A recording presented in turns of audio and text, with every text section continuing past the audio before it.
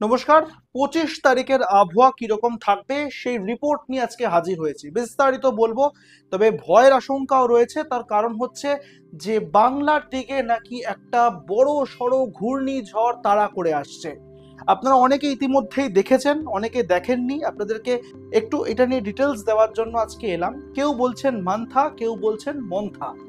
থাইল্যান্ডের তরফেই নাম দেওয়া হয়েছে এই নতুন ঘূর্ণিঝড়। কবে নাগাদ তৈরি হবে, কোন দিকে আসতে পারে, এই সমস্ত তথ্য বলবো আজকের এই ভিডিওতে। দেখুন, প্রথমে আপনাদেরকে জানিয়ে রাখি যে 25 তারিখ মানে আজকে ঠিক কিরকম থাকবে সারাদিনের আবহাওয়া, তার একটা বিস্তারিত রিপোর্ট দেব, অবশ্যই দেব। কোন কোন জেলাতে বৃষ্টিপাত হওয়ার সম্ভাবনা রয়েছে, কোন জেলাতে বৃষ্টিপাত হবে না, কোথায় গরম পড়বে, কোথায় গরম কম থাকবে, সমস্ত তথ্য যেরকম দিই সেটা তো দেবই।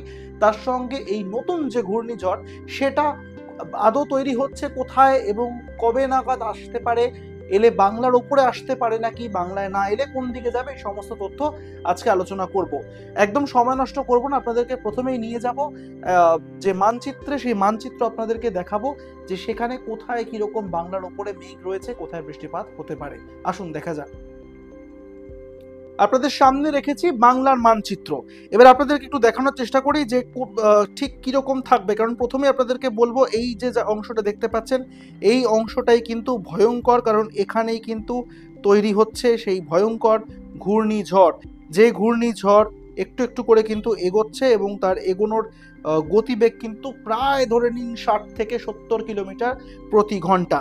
সেই দিকে আমরা অবশ্যই নজর রাখবো। তবে তার আগে একটু বাংলার দিকে চলে আসি, কারণ বাংলাতে কিরকম থাকবে 25 তারিখের আবহাওয়া সেটা আপনাদেরকে একটু বলবো। দেখুন, সারা দিন ধরে যদি আমরা দেখি তাহলে দেখতে পারবো মোটের ওপর কিন্তু সেই অর্থে বৃষ্টিপাত হওয়ার সম্ভাবনা নেই। কয়েকটা জায়গাতে বৃষ্টিপাত হতে পারে, সেগুলো কিন্তু আপনার উত্তরবঙ্গের দিকে। অর্থাৎ আপনাদেরকে আরেকটু পরিষ্কার করে যদি বলি, তাহলে দক্ষিণবঙ্গের ক্ষেত্রে তেমনভাবে কোনো রকম বৃষ্টিপাতের সম্ভাবনা থাকছে না। যেটুকু বৃষ্টিপাতের সম্ভাবনা থাকবে সেটা কিন্তু থাকবে উত্তরবঙ্গের ওপরে।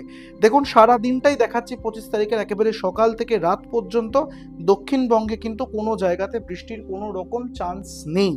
আর এবার উত্তরবঙ্গটা আপনাদেরকে দেখাবো, উত্তরবঙ্গে কোন কোন জায়গাতে বৃষ্টিপাতের সম্ভাবনা রয়েছে। একবার খুব দ্রুত আপনাদেরকে আরেকবার দেখিয়ে দিই যে 25 তারিখ কোথা থেকে কোথায় বৃষ্টি হওয়ার সম্ভাবনা রয়েছে। দেখতে পাচ্ছেন আলিপুর সকাল দিকে, বিশেষ করে সকাল দিকে, বেলার দিকে আলিপুর দুয়ারে বৃষ্টিপাত হওয়ার সম্ভাবনা রয়েছে। শিলিগুড়ির কিছু কিছু অংশের বৃষ্টিপাত হওয়ার সম্ভাবনা রয়েছে এবং অবশ্যই সিকিম সংলগ্ন যে পাহাড়ি অঞ্চল, সেই পাহাড়ি অঞ্চলেও বৃষ্টিপাত হতে পারে।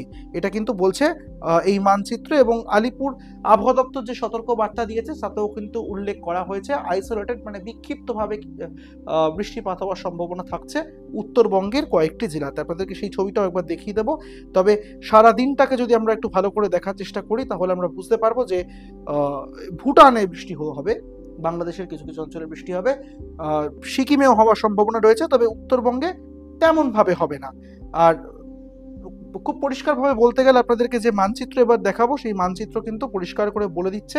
আপনারা স্ক্রিনেও দেখতে পাচ্ছেন আপনাদের এই মুহূর্তে যে জলপাইগুড়ি, আলিপুরদুয়ার, তার সঙ্গে দার্জিলিং এবং কালিম্পং জেলা, কোচবিহার জেলার মধ্যে পড়ছে না।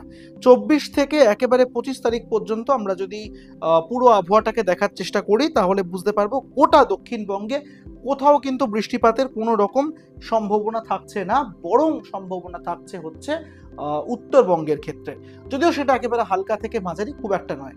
আর এবার আপনাদেরকে দেখাবো যে যেটা নিয়ে কথা বলতে এসেছিলাম, যে মান্থা বা মন্থা যেটাই বলে থাকুন না কেন, যে থাইল্যান্ড যে নাম দিয়েছে প্রায় 70 কিলোমিটার বেগে শক্তি সঞ্চয় করছে, সেটা এই মুহূর্তে ঠিক কোন জায়গায় অবস্থান করছে সেটা আপনাদেরকে এবার অবশ্যই দেখাবো।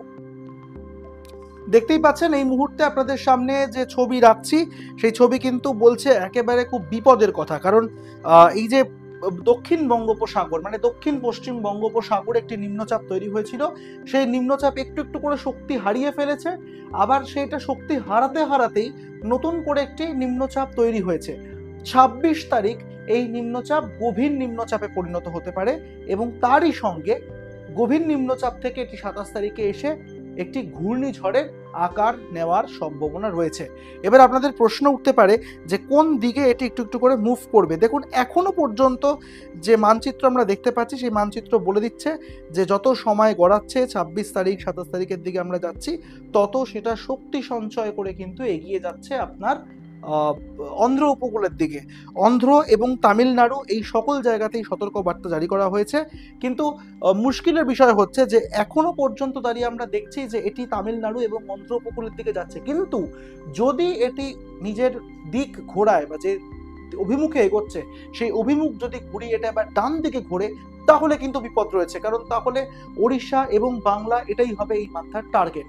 আর যদি পরিষ্কার করে বলতে গেলে যদি পশ্চিমবঙ্গের দিকে এটি আসে, এটি যে শক্তি নিয়ে এগিয়ে আসবে তাতে কিন্তু রীতিমতন তছনছ করবে দক্ষিণবঙ্গের বিস্তীর্ণ অংশ।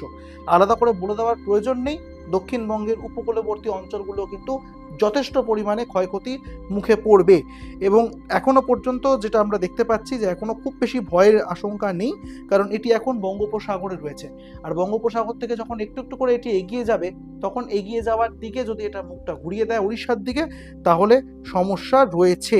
আর এবার আপনাদেরকে দেখাচ্ছি যে এর যে গতিবেগ, যেভাবে ঘূর্ণাবর্ত তৈরি হচ্ছে আপনারা দেখতে পাচ্ছেন, এই ঘূর্ণাবর্তই কিন্তু আপনার গভীর নিম্নচাপে পরিণত হবে 26 তারিখ রাতে, এবং 27 তারিখ একেবারে ভোরবেলা এটি পরিণত হবে বা নিজের রূপ পাল্টে ফেলবে, হয়ে একটি ঘূর্ণিঝড়ে পরিণত হবে এবং তারপর একটু একটু করে কিন্তু এগিয়ে যাবে। অর্থাৎ এই মুহূর্তে দাঁড়িয়ে যে ছবি আপনাদের সামনে রেখেছি তা কিন্তু খুব একটা পরিষ্কার ছবি নয়, কারণ বঙ্গোপসাগরের ওপর দেখতেই পাচ্ছেন আপনারা পুরো মেঘাচ্ছন্ন আকাশ, এবং খুব স্বাভাবিকভাবেই এখানে কিন্তু বৃষ্টিপাতের সম্ভাবনা প্রবলভাবে রয়েছে।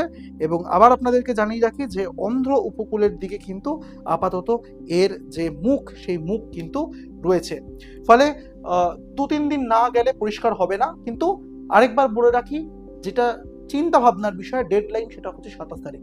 27 তারিখ সকালবেলা এটা যখন ঘূর্ণিঝড়ে পরিণত হবে, তখন বোঝা যাবে যে এর মুখ ঠিক কোন দিকে রয়েছে। আজকে এই নিয়ে ছিল 25 তারিখের আবহাওয়ার রিপোর্ট। অবশ্যই কোন জেলা থেকে আপনারা দেখছেন সেটা কিন্তু কমেন্ট করে আমাদেরকে জানাতে ভুলবেন না। ভিডিওটি লাইক করবেন এবং অবশ্যই শেয়ার করবেন বাকিদের সঙ্গে। আর হ্যাঁ, সাবস্ক্রাইব করতে ভুলবেন না আমাদের ইউটিউব চ্যানেল।